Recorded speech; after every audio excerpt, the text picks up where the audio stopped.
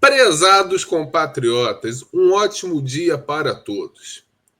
Hoje em dia se fala muito em multipolaridade e geralmente quando se utiliza esse termo se quer se referir a uma ordem internacional mais harmoniosa, mais democrática, mais pluralista, no sentido de não haver um poder unipolar imperialista, de não haver uma única potência se encarregando dos destinos do mundo, mas a história mundial sendo compartilhada entre várias potências.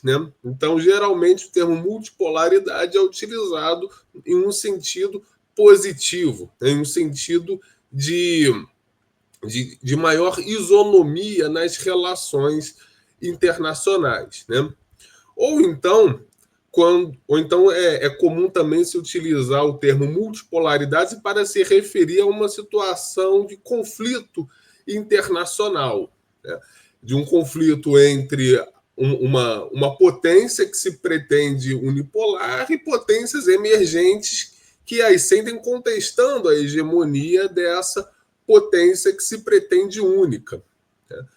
Então, o termo multipolaridade também é utilizado para se referir a uma ordem internacional de maiores conflitos entre as potências, principalmente entre uma potência estabelecida anterior que não quer perder poder, que não quer perder hegemonia, e potências emergentes que contestam essa hegemonia, e supostamente gostariam de uma ordem internacional mais pluralista, mais democrática, e aí a gente volta para o sentido anterior. E quando se fala assim, em termos assim, de conflito, geralmente se quer referir ou a um conflito econômico, a guerra comercial entre potências emergentes, ou guerra militar, ou então uma guerra cultural, o choque de civilizações do Samuel Huntington. Então, o termo multipolaridade tem sido cada vez mais utilizado para definir a atual situação do mundo. Ele pode ser utilizado nesses dois sentidos que não são necessariamente excludentes entre si.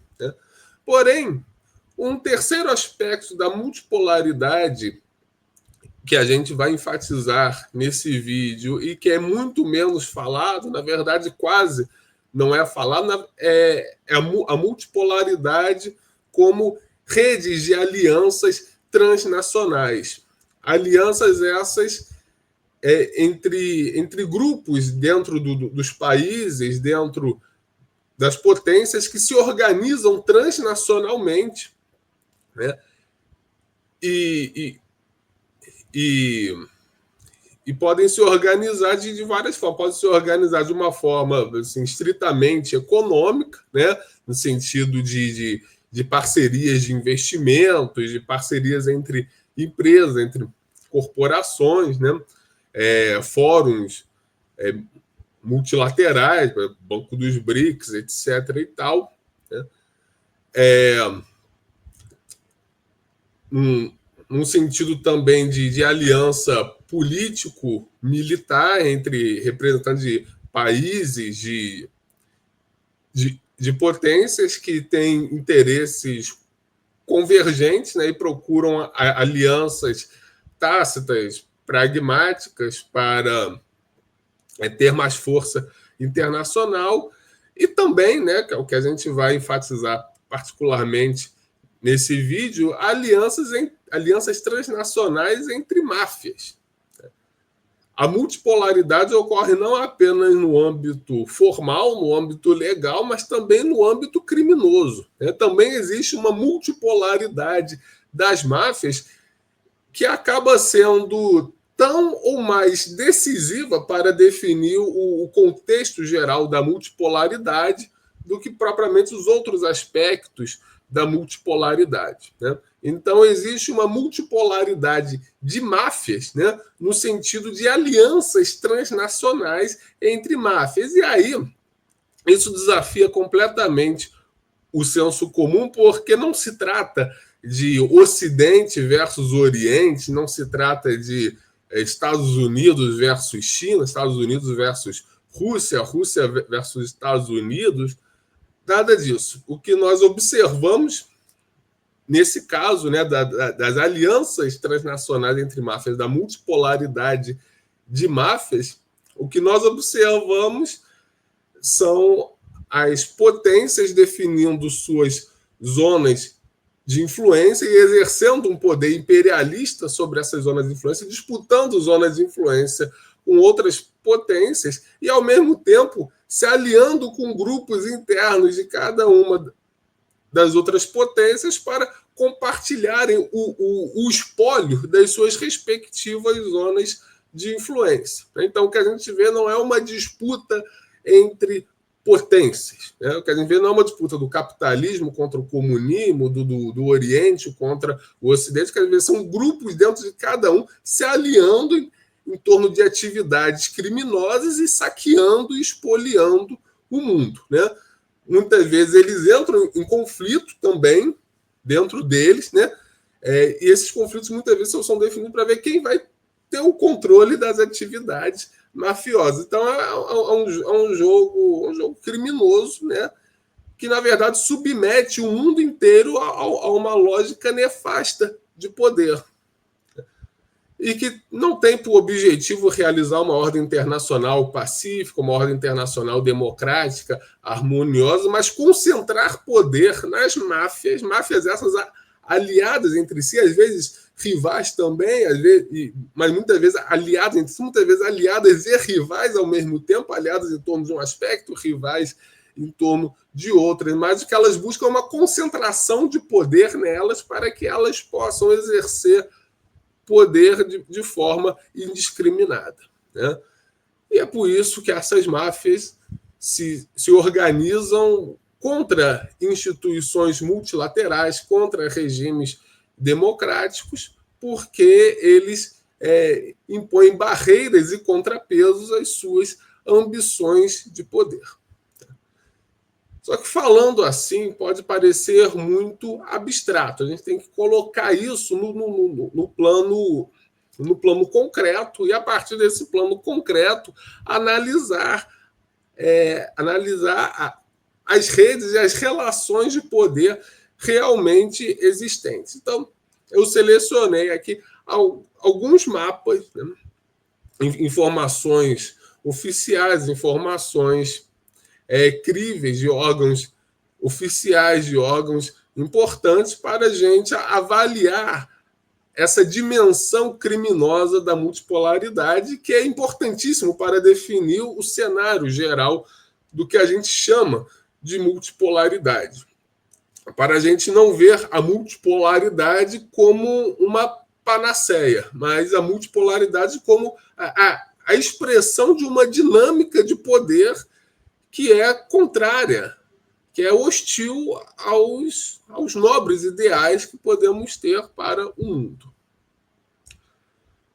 Então, vamos analisar aqui alguns mapas, alguns dados, lembrando que esses são os dados públicos. Né? Esses são os dados que são disponíveis ao público, que são conhecidos das autoridades e disponíveis ao público. Né? Agora, isso é só a ponta do iceberg de uma realidade muito mais dura, de uma realidade muito mais selvagem. Né? Então, se os dados que nós vamos analisar já são chocantes em si, a realidade que tem muito mais que não é sabido, que não é divulgado, ela é muito pior. Então, vamos analisar aqui para a gente ter uma dimensão mais exata do que é a multipolaridade, para a gente sair do âmbito da propaganda, né, que coloca dicotomias absolutas, né, dicotomias muitas vezes morais, né, a tradição contra a modernidade, o Ocidente contra o Oriente, o imperialismo versus a soberania dos povos. Não é nada disso do que se trata a multipolaridade. Multipolaridade é muito mais, né, uma aliança de grupos de poder, muitos deles mafiosos, para exercer controle sobre o mundo, né? Só que, em vez dessas máfias estarem concentradas num único país, elas estão concentradas em vários países, o que torna ainda mais perigoso. E como essas máfias se relacionam com as suas zonas de influência, com as zonas de influência dos outros, vamos ver que as zonas de influência são relativas também. E que uma zona de influência pode servir para outra potência, né? Enfim.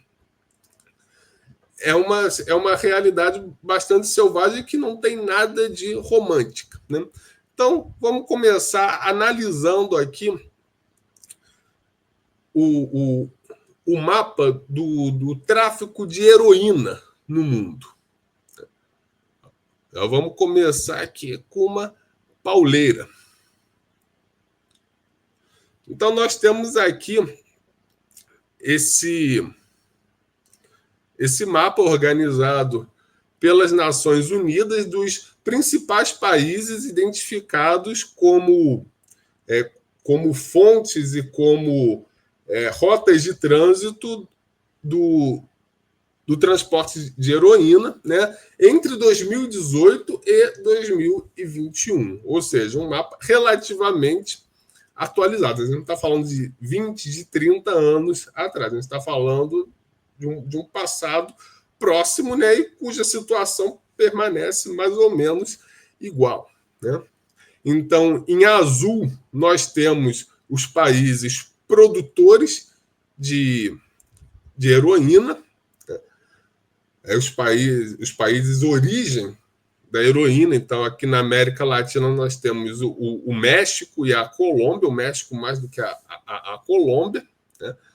E na Ásia nós temos o Afeganistão, nós temos Mianmar e nós temos o Laos, né? Esses são os países produtores de heroína. E em rosa, a gente tem os países distribuidores, os países trânsito de heroína. Virtualmente todos os países do mundo são consumidores de heroína. Os países que são apenas consumidores de heroína não aparecem destacados no mapa. Então, por exemplo, Estados Unidos. Estados Unidos todo mundo sabe que é o país que mais consome drogas no mundo, né? Mas os Estados Unidos não aparece destacado porque ele é consumidor, ele é o ponto final, né? Ele não é distribuidor, ele não é nem produtor e nem distribuidor. Na verdade, os países produtores, nós temos pouquíssimos países, né? E existem muito mais países distribuidores. Felizmente, o Brasil não é nem produtor e nem distribuidor. O Brasil está fora desse. O Brasil é consumidor, tem gente que consome aqui, né? Então, mas como o Brasil é só consumidor, ele não aparece no mapa, né? Então a gente analisa aqui que México e Colômbia fazem parte da zona de influência dos Estados Unidos. Então é lícito supor que México e Colômbia, que a produção de heroína no México e na Colômbia está diretamente relacionada, né, aos Estados Unidos, ao mercado consumidor dos Estados Unidos, né? Mas o problema nem de longe é apenas os Estados Unidos e a zona de influência dos Estados Unidos, porque nós temos aqui Mianmar e Laos, né, que são efetivamente zonas de influência da China, também são produtores significativos de heroína. E a própria China é um país distribuidor de heroína. Nós temos aqui, nesse corredor eurasiático, né, o Afeganistão como produtor. O Afeganistão, nessa época, estava ocupado pelos Estados Unidos, mas percebam como houve um esforço de Rússia e de China para tirar os Estados Unidos do Afeganistão, né? A tomada de poder pelo Talibã e a consequente expulsão das tropas dos Estados Unidos do Afeganistão pode ser interpretado, é possível ser interpretado como uma disputa entre as potências, entre Estados Unidos, entre Rússia e entre China, pelo controle da produção de drogas no Afeganistão. Estados Unidos tinha esse controle, né? E agora China e Rússia, que são os principais pontos de apoio do governo do Talibã no Afeganistão, têm esse controle, né? Então, o Afeganistão é importantíssimo, porque nesse corredor eurasiático, né, em que praticamente quase todos os países aqui são grandes distribuidores, né? A gente vê aqui o Irã e a Turquia, aparecem como grandes distribuidores de heroína, o Paquistão também. A gente tem todos esses países aqui parece que quase todos esses países da Ásia Central são distribuidores, interligando com grande parte da Europa Ocidental também, né? Escandinávia, Irlanda, Portugal, Suíça, Itália, são alguns dos países da Europa Ocidental que não participam disso, mas a Espanha participa, a França participa, o Reino Unido participa, a Holanda participa, a Alemanha participa, né? Então, a gente vê que como o Afeganistão é importante para essa rota eurasiática, né? E, naturalmente, seria do interesse de Rússia e China, que são distribuidores, né, tirar o controle dos Estados Unidos e elas assumirem esse controle a partir de um governo aliado, como é o caso do Talibã. Então a gente vê que não foi um conflito, a tomada de poder do Talibã não foi contra o imperialismo. Na verdade, foi uma disputa de poder entre máfias no corredor eurasiático, né? É disputa de poder essa que é acerca do controle do fornecimento da droga. E os países distribuidores também, por serem distribuidores, eles exercem também um controle sobre os países consumidores, né? É uma rede de interdependência. Então, a gente vê assim esse cenário multipolar das drogas, né? Então, o cenário das drogas não é uma coisa específica do Ocidente, é uma coisa que perpassa todos os continentes, né? E tem a participação de todas as principais potências, né? A Índia também é um grande distribuidor, a China, a Rússia, a Turquia, o Irã, enfim, né? Então, nós temos aqui um cenário realmente de multipolaridade das drogas e de interdependência transnacional e multipolar das máfias. Porque, evidentemente, que a produção e a distribuição, o transporte das drogas ocorre com a anuência, com a conivência, se não com a participação dos governos e dos grupos dirigentes de todos esses países. Então, a gente vê aqui um cenário multipolar das drogas. Então, os Estados Unidos controla o setor de drogas na sua zona de influência, a China controla o setor de drogas na sua zona de influência, né? E o Afeganistão era um terreno de disputa. Estados Unidos controlavam, foram expulsos para colocar o Talibã aliado de outras potências, né? Então a gente vê aí que a luta não é pela tradição, a luta não é pela moralidade, não é pela soberania, a luta é pelo controle pelo controle do crime, né? É uma disputa entre máfias, né?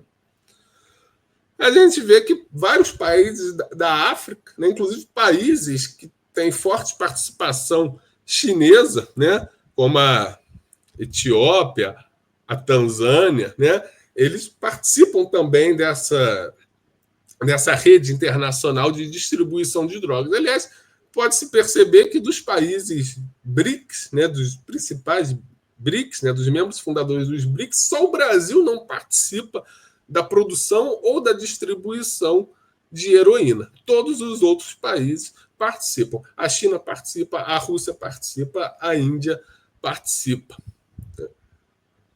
Os países ligados à China na África participam disso.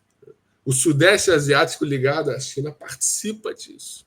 O centro da Ásia ligado à Rússia participa disso. A Europa Ocidental participa disso. Então a gente vê como a máfia de drogas no mundo é multipolar.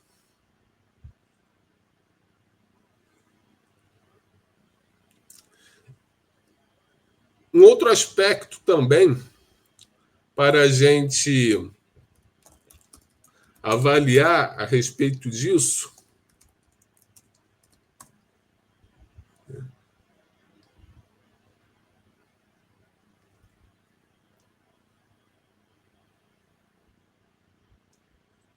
um outro aspecto é em relação ao tráfico de animais, né? Tráfico de animais também é uma questão importante porque lida com o controle da biodiversidade dos países. E, além do mais, o tráfico de animais é uma potencial fonte de difusão de doenças e pandemias pelo mundo.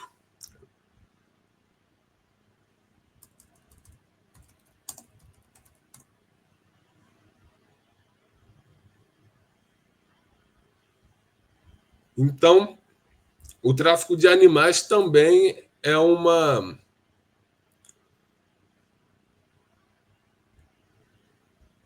Antes da gente passar para o tráfico de animais em si, só para complementar essa questão das drogas, seria interessante a gente analisar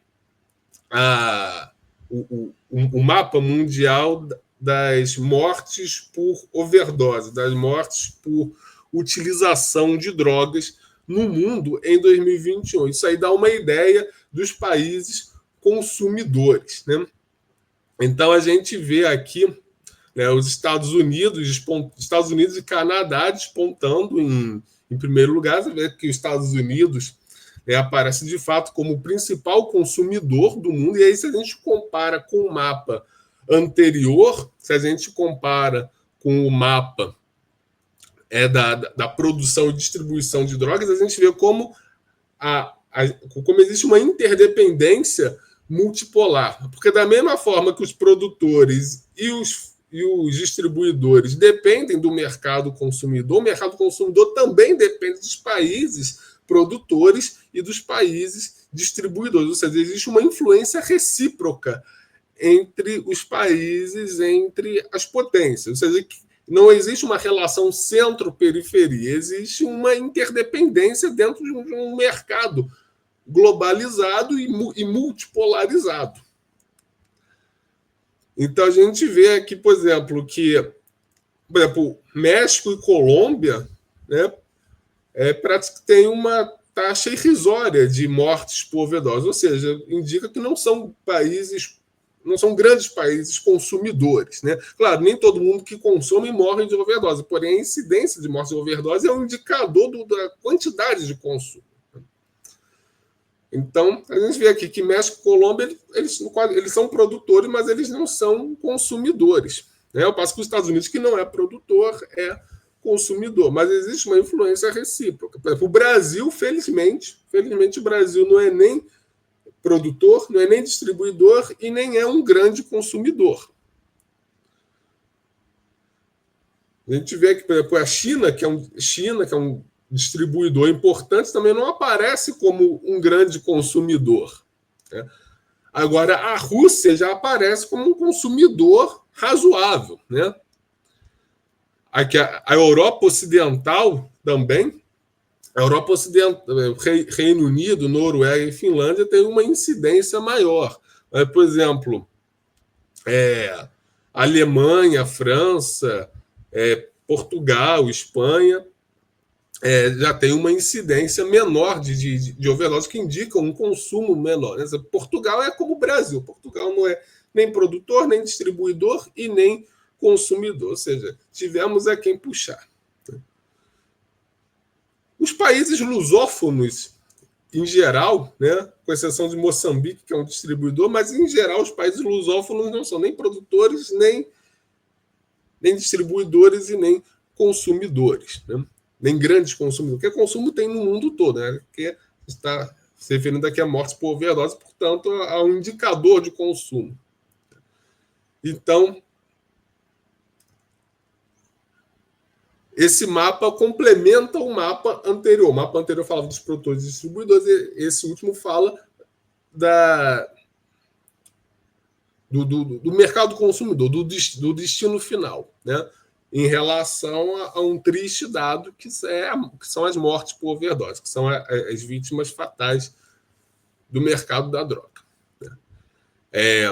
E aí, um outro ponto também, um outro ponto bastante indicador é o do tráfico de animais, que, como a gente falava antes, né, o tráfico de animais diz respeito ao controle da biodiversidade, ao controle dos recursos naturais da fauna e da flora dos países, né? Então, isso diz respeito, em última instância, ao controle territorial, à gestão territorial dos países, né? E biodiversidade é um dos grandes recursos de poder, uma vez que ela, além de ser uma matéria-prima para a indústria, para a tecnologia, ela é também um recurso vital para a própria sobrevivência dos países e da humanidade.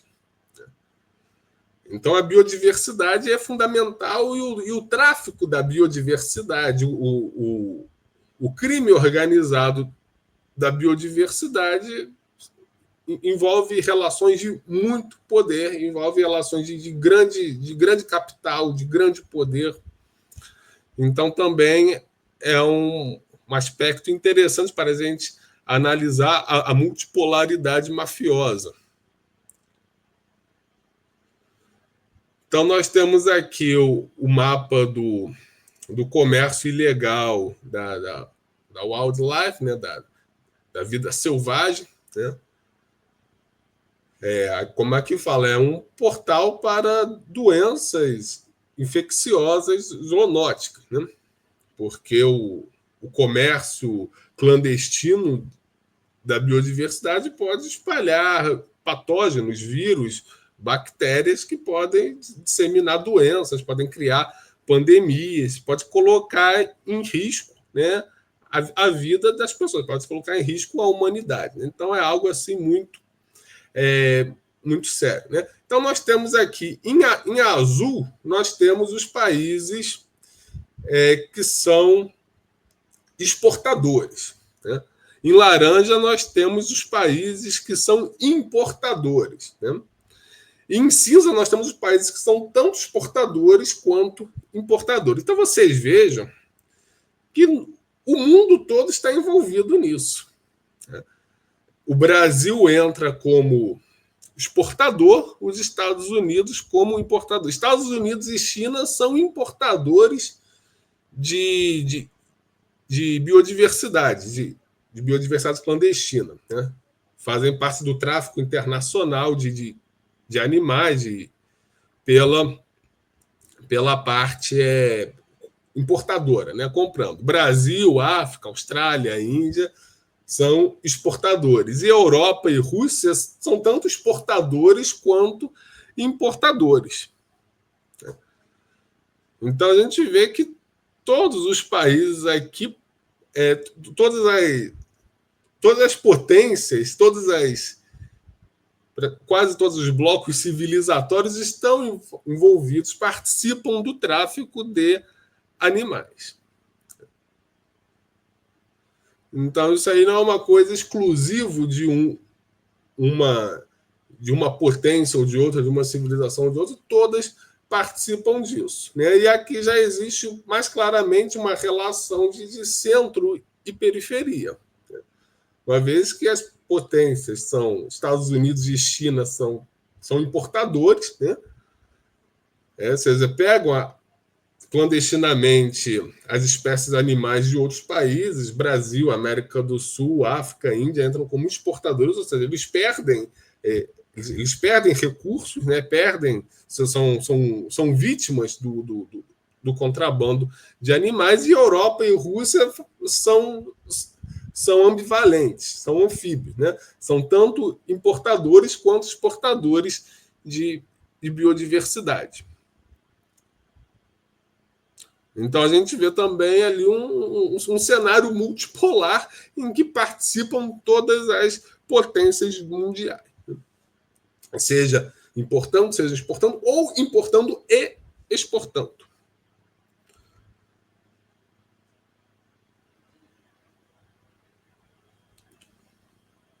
Uma outra questão também, e talvez seja até mais chocante, né, é o tráfico de pessoas.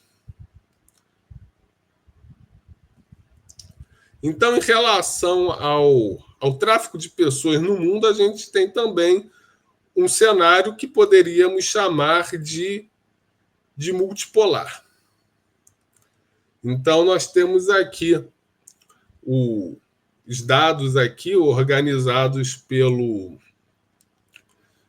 Counter Trafficking Data Collaborative, que é um grande grupo de monitoramento do tráfico internacional de pessoas. Infelizmente, existe muito mais do que isso. Aí é apenas o que é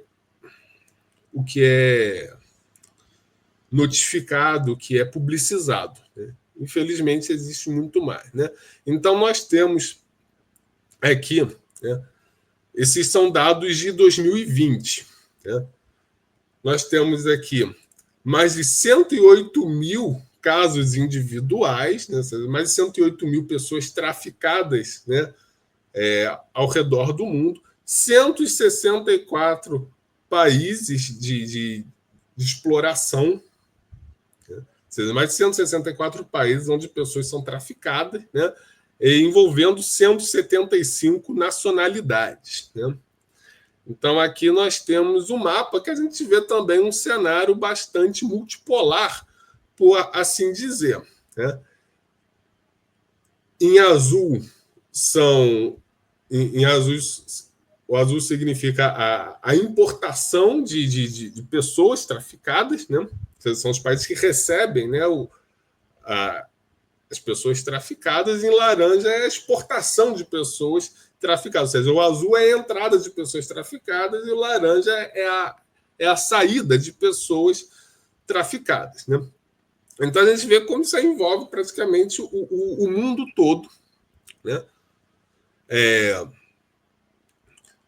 Então a gente vê aqui, quantitativamente, a gente vê que os Estados Unidos, o leste europeu, a Rússia, o Sudeste Asiático, como os grandes centros tanto de importação quanto de exportação de pessoas traficadas, né? Então, isso aqui envolve as zonas de influência de praticamente de todas as potências, né? Envolve todos os principais países, né? Quase não existe país no mundo que não participe disso, né? Alguns participam mais do que outros, né? Isso não tem necessariamente a ver com o grau de desenvolvimento dos países. Haja visto, por exemplo, que no Sudeste, no leste europeu, existe muito mais incidência de tráfico de pessoas do que, por exemplo, na América Latina ou na África. O Sudeste Asiático também, né? Estados Unidos, Rússia, que a Ásia Central também. E é muito interessante a gente analisar os fluxos, né? Vou colocar aqui, vou compartilhar na tela o fluxo dos mapas, o fluxo de pessoas traficadas ao redor do mundo. Então, isso aqui é aquele mapa ali que a gente estava vendo. E aí a gente vê aqui, a gente vê assim, quem são os países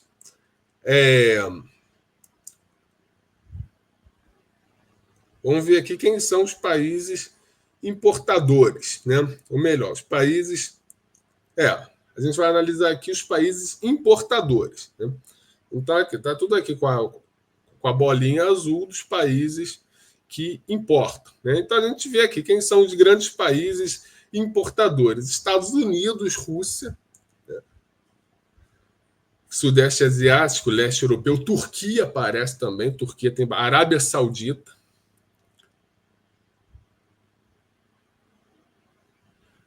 Então, vejamos só o caso dos Estados Unidos. Os dois países de onde os Estados Unidos importam pessoas traficadas, né, são China e México. Ou seja, existe aqui uma relação entre máfias dos Estados Unidos e máfias chinesas, de modo que a China exporta mão de obra traficada para os Estados Unidos. Ou seja, cadê a rivalidade internacional entre Estados Unidos e China? Cadê que Estados Unidos e China representam alternativas um ao outro?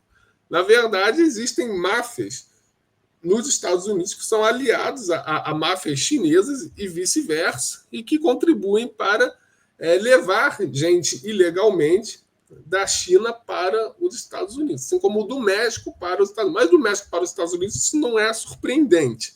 Agora, da China para os Estados Unidos é surpreendente. A China é uma das fontes de mão de obra escrava, né? Porque na prática as pessoas traficadas vão para serem escravas, seja escravo no sentido de trabalho braçal, escravos sexuais, né? Escravidão de cobaias, né? Para fazer experiências, tirar órgãos, todas as atrocidades possíveis. Coisa boa que não é. Ninguém é traficado para ser bem tratado. Né? Então, a China é uma das fontes de pessoas traficadas para os Estados Unidos. Então, a gente vê aqui uma aliança entre máfias dos Estados Unidos e da China pelo tráfico de pessoas. Né?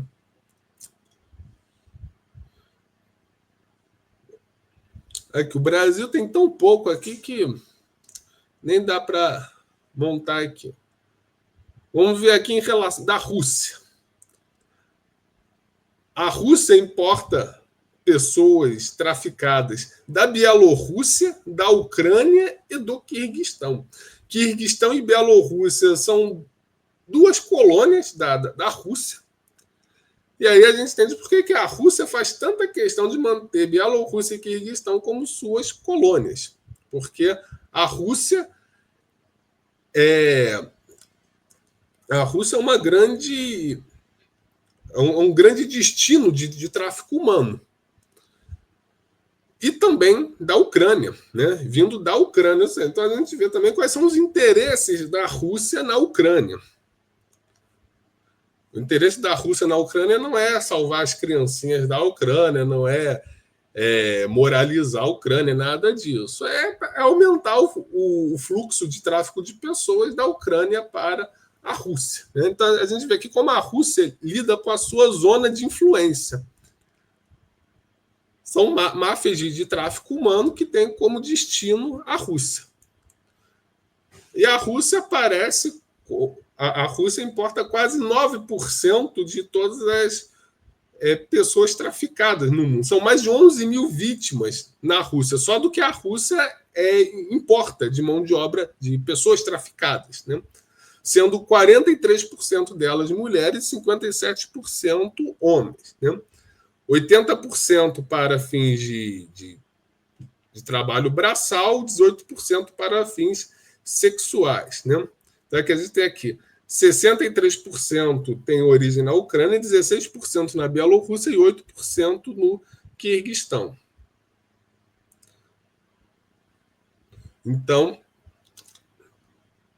a Rússia opera assim na sua zona de influência, por isso que faz tanta questão de mantê-la. Aqui, no caso da Turquia, a Turquia é o destino do tráfico de pessoas vindo da Ucrânia, vindo do Quirguistão, vindo do Turcomenistão, que também é uma área em que a Turquia procura exercer sua influência. Arábia Saudita é aqui da Indonésia, vem do Quênia, vem de Burundi. A Arábia Saudita também é um grande São quase 1.000 vítimas na Arábia Saudita. Polônia, aqui. Gente, a Polônia importa tráfico humano da Bielorrússia, da Ucrânia e da Bulgária. Vocês vejam que a Ucrânia é um dos principais exportadores de tráfico de pessoas, né? Para quem? Para a Rússia, para a Polônia, para a Turquia. Né?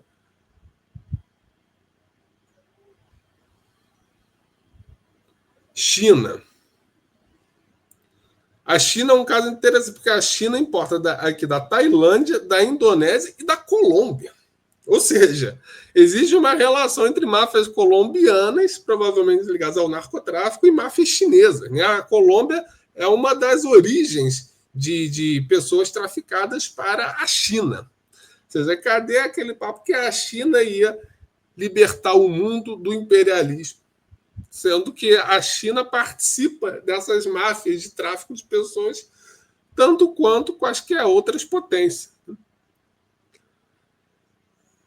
Então, a gente vê aqui como isso está espalhado pelo mundo. Né?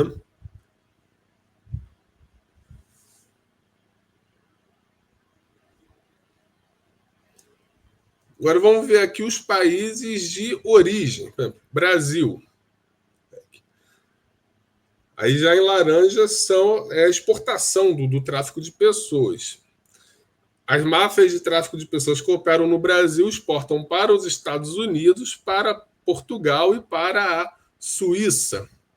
No total, são 284 vítimas contabilizadas no Brasil, sendo a maioria delas para fins sexuais, 61% para fins sexuais.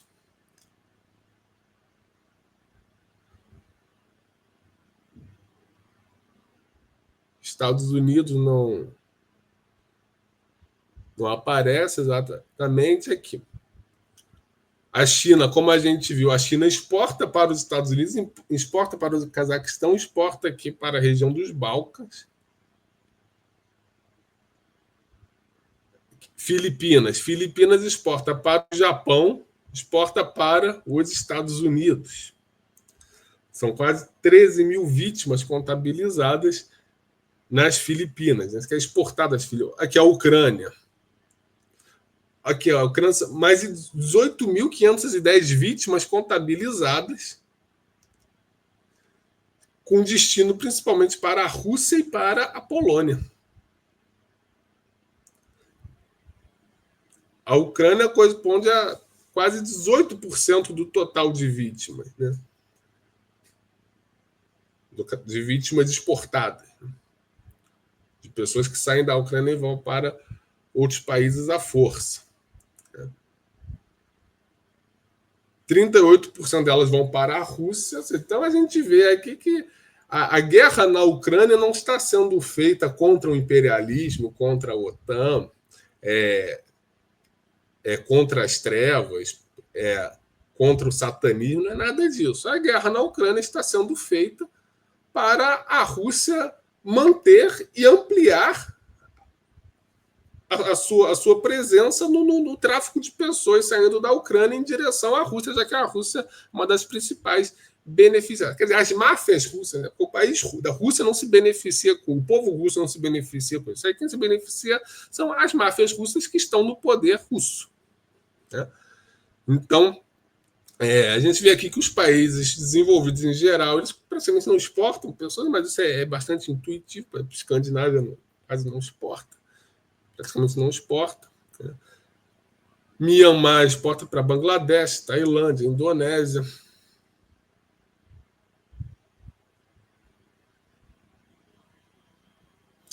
Que Camboja. Né? Camboja também faz parte da zona de influência chinesa, que é a China boazinha, a China que não é imperialista. Né? As máfias chinesas atuam com as máfias cambojanas para arrastar pessoas à força do Camboja para a China.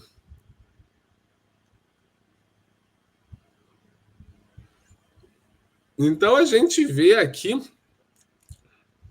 como que a própria Rússia exporta também. E veja só que coisa. O tráfico de pessoas que sai da Rússia e vai para outros países vai para os Estados Unidos e vai para a Turquia. Ou seja, cadê o anti-imperialismo da Rússia? Ou seja, a Rússia está associada, as máfias russas estão associadas às máfias dos Estados Unidos, às máfias da Turquia. E essas máfias estão no poder em todos esses países. Agora, a gente faz uma reflexão aqui. O atual governo dos Estados Unidos, do Trump, tem relações amistosas com a Rússia.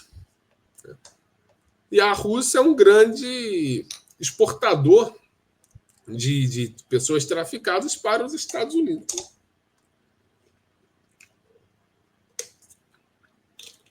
A gente vê que na questão de tráfico de pessoas que Rússia e Estados Unidos, assim como Rússia e Turquia, se relacionam fortemente. E tanto Estados Unidos quanto Turquia fazem parte da OTAN. Ou seja, cadê o enfrentamento da Rússia contra a OTAN? Se as máfias russas, né, que são o poder na Rússia, né, traficam pessoas russas para a Turquia e para os Estados Unidos.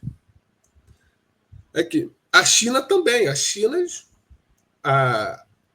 trafica chineses para os Estados Unidos. Então a gente vê aqui que os BRICS, né, os principais países BRICS, né, então eles se relacionam com as máfias dos Estados Unidos. Os países BRICS são exportadores de tráfico de pessoas para os Estados Unidos. Todos eles se relacionam com os Estados Unidos de uma forma criminosa, de uma forma hedionda, de uma forma cruel, covarde.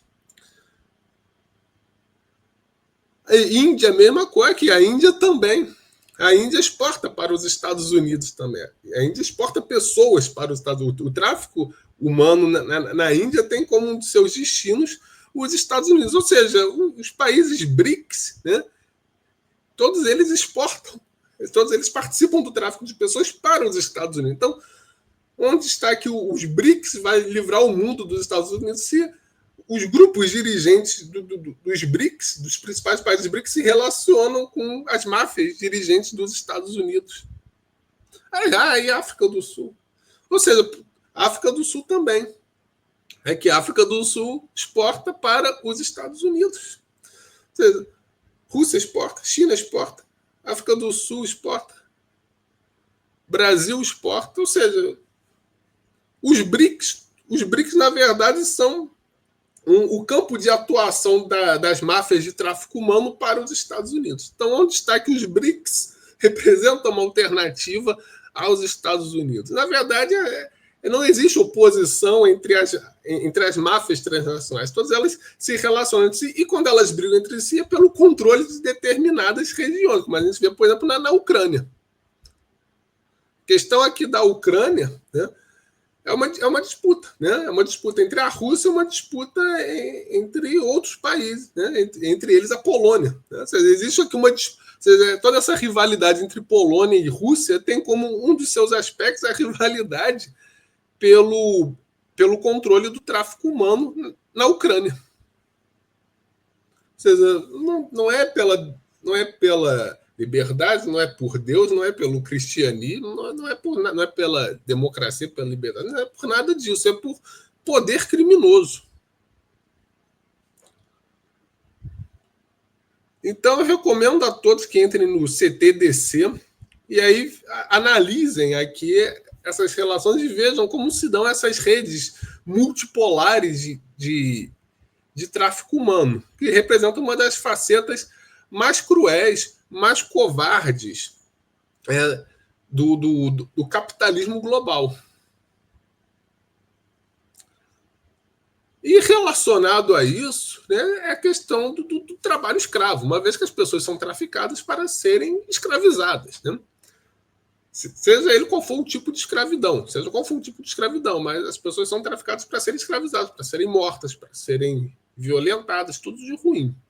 Vamos analisar aqui também o mapa da escravidão no mundo, que se relaciona diretamente com esse mapa do tráfico humano. Então, a gente tem aqui o índice global de escravidão. organizado pela Fundação Minderu.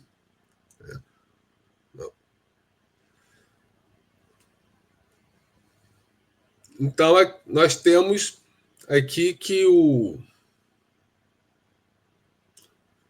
a Noruega é o país com a menor prevalência de pessoas escravizadas, 0,5 por 1.000 pessoas. E o país que tem a maior quantidade de pessoas escravizadas relatada é a Coreia do Norte, 104,6 indivíduos escravizados por 1.000 pessoas. Né? Então a gente vê aqui que no mapa da escravidão, Arábia Saudita, Mauritânia e Coreia do Norte aparecem como os piores. Né?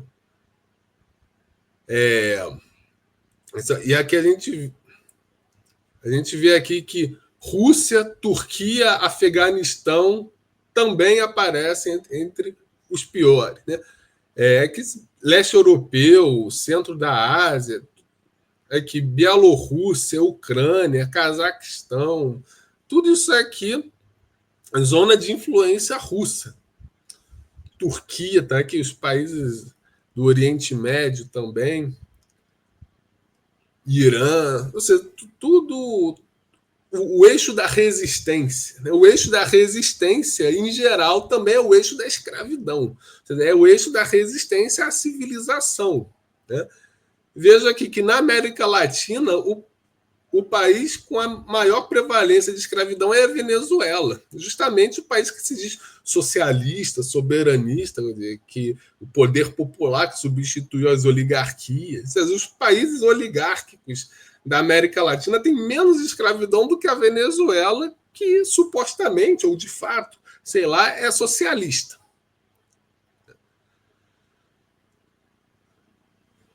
Então, a gente vê aqui que a China tem uma proporção semelhante à do Brasil, não é dos piores, está longe de ser dos piores. Dos países desenvolvidos, os Estados Unidos é o que tem mais escravidão. Estados Unidos e Portugal e Itália são os países com mais escravidão entre os países desenvolvidos. Agora, chama atenção que no chamado eixo da resistência, Rússia, Bielorrússia, Turquia, Arábia Saudita, Irã, Afeganistão, Cazaquistão, Quirguistão, Mianmar, todos esses, Coreia do Norte, todos esses países apresentem um índice altíssimo de escravidão. E também são países que participam fortemente do tráfico de pessoas, como nós avaliamos. É uma questão, não chega nem a ser contraintuitivo, porque todos esses países, por serem autocracias, são países onde o poder é muito mais obscuro e impermeável. E onde o poder não encontra freios e contrapesos, ele tende a se exceder e a favorecer grupos escravistas, grupos criminosos, grupos que exercem e que procuram exercer poder indiscriminado. Ou seja, a exaltação das autocracias não tem nada a ver com soberania dos países, tem a ver com liberdade para máfias, para plutocracias, para cleptocracias oprimirem, escravizarem literalmente os seus governados. Vocês vejam aqui que a Europa, na Europa em geral, praticamente não existe escravidão.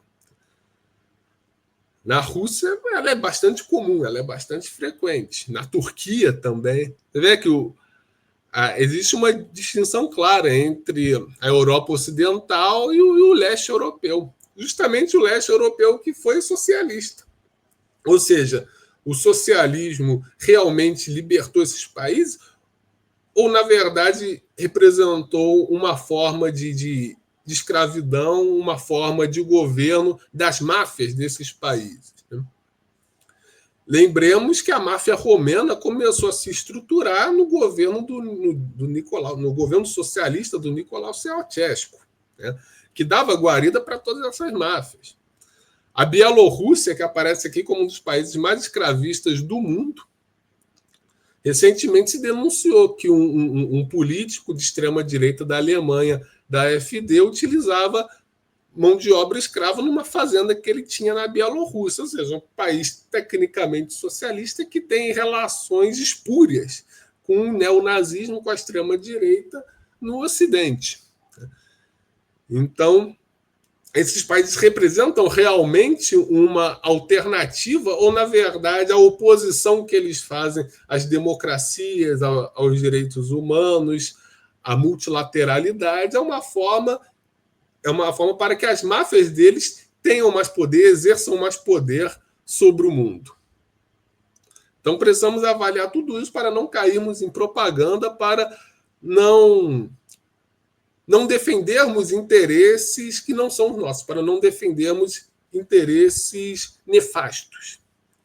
Então, esse é o mapa da escravidão no mundo, que se relaciona com o mapa e com as redes de tráfico humano no mundo. Então, como a gente vê aqui, os países líderes da multipolaridade, em sua maioria, também são os países líderes da escravidão, são os países líderes do tráfico de pessoas, são países que participam do tráfico de drogas, do tráfico de animais, ou seja, eles não representam nenhuma independência em relação ao imperialismo. Na verdade, eles procuram estabelecer os seus próprios imperialismos em consórcio com as máfias imperialistas dos países que eles supostamente combatem. Ou seja, a multipolaridade não é a promessa de um mundo melhor, não é a promessa de enfrentamento contra o imperialismo, mas é uma rearticulação do imperialismo em escala global, envolvendo outras potências e outros países, mas não a favor dos povos, não a favor das sociedades, não a favor do bem comum, mas a favor de oligarquias, de plutocracias, de cleptocracias incrustadas nos grupos dirigentes ou constitutivas dos grupos dirigentes desses países. E quando a gente vê a baixa participação do Brasil nessas redes criminosas, a gente vê que a gente tem muito mais, que a gente tem muito a perder, que o Brasil tem muito a perder em se associando de forma incondicional, de forma automática a esses imperialismos, sejam eles quais forem. Então, por isso que o Brasil precisa ter uma política externa independente, para que a política externa brasileira reflita os interesses do Brasil, não os interesses da Rússia, não os interesses da China, não os interesses dos Estados Unidos. Naturalmente, temos que nos relacionar com todos esses países até para não dependermos deles, mas temos uma aliança pragmática, uma aliança não ideológica, né? Melhor, não aliança, aproximação, para a gente se aproximar, a gente precisa se aproximar naquilo que nos interessa e nos afastar naquilo que não nos interessa. Precisamos ter um pragmatismo internacional para fazermos as aproximações e os distanciamentos necessários sem nos iludirmos com qualquer um. Porque, como a gente viu aí, Rússia, China, Índia, todos esses países participam de máfias imperialistas, todos eles participam de máfias criminosas, todos eles representam uma função central nas máfias mundiais. Então, não nos interessa nos subordinarmos a eles. Temos que nos relacionar com eles, como nos relacionarmos com todos, mas sem nos subjugarmos a ninguém. O Brasil precisa ter uma posição própria para continuarmos afastados dessas redes e nos livrarmos cada vez mais delas. Enfim, precisamos de um Brasil para os brasileiros. Aliás, um slogan que o governo Lula lançou e que é muito bom. O Brasil é dos brasileiros. É isso. O Brasil tem que ser dos brasileiros. O Brasil não é dos russos, o Brasil não é dos chineses, o Brasil não é dos estadunidenses, o Brasil não é dos europeus, o Brasil é dos brasileiros. E precisamos de uma política interna, de uma política externa que reflita a nossa posição de independência. Independência não é isolamento, independência não é autarquia, independência significa altivez para fazermos os acordos, para fazermos as aproximações e também nos distanciarmos também, negarmos quando nos for conveniente. Quando aquilo que for proposto pelos outros não nos satisfizer. Então é isso. Precisamos de independência e de soberania. A mensagem central desse vídeo é isso. O Brasil precisa de independência e de soberania. O Brasil não tem que ser multipolar. Porque a gente viu que a multipolaridade também é das máfias, também é do crime. O Brasil precisa ser brasileiro. Precisa colocar o seu interesse em primeiro lugar. Em primeiro, em segundo, em terceiro, em todos os lugares. Porque sem isso nós vamos estar à mercê de todas essas máfias, de toda essa rede multipolar de criminalidade que procura exercer poder no Brasil para nos explorar, para nos escravizar. E o Brasil é grande demais. O Brasil não cabe no quintal de ninguém. Então, é isso aí. Ficamos por aqui. Um grande abraço a todos, uma boa semana a todos e até a próxima.